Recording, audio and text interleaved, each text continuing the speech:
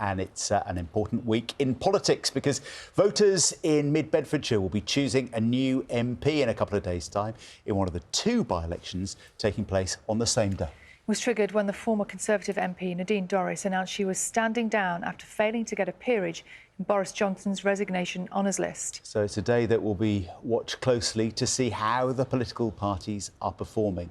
Last week we reported from Tamworth, where the other by-election's going to be, and now Alex Forsyth takes a look at what's at stake in mid-Bedfordshire.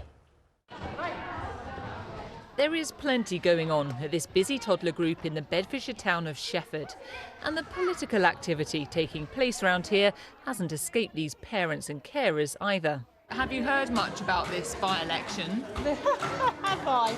The stuff that keeps coming through the door, Yeah, we have. For me, personally, I think the issues are crime. Too much building going on, really, and not enough infrastructure being put in. Cost of living. I think it has affected a lot of families. With the prospect of a general election next year brewing away, how people here vote will be closely watched. And at this independent coffee shop, there's a lot to consider. There's been so much literature that's come through the door. It's just you're a bit bamboozled by it all, to be honest. GPs have got to be a first because obviously you're building, not just here, I know they're building everywhere, but we do need more GPs. Visibility, I think, is important.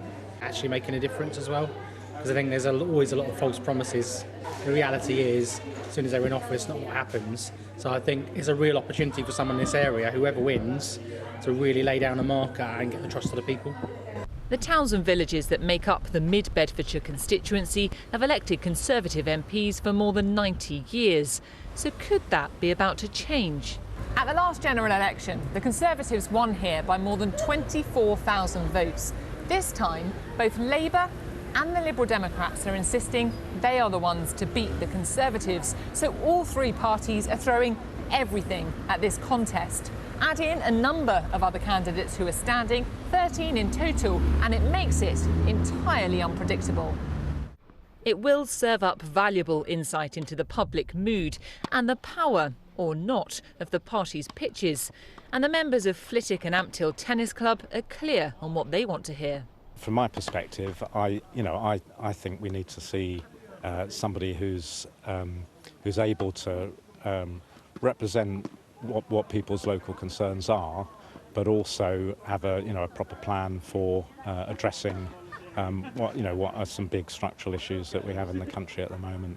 Well, I think public services in the country don't seem to be working at the moment. The health service is really important, but it's not just the health service that's suffering.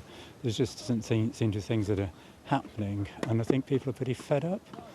So it seems in mid-Bedfordshire, it's all to play for. Alex Forsyth, BBC News.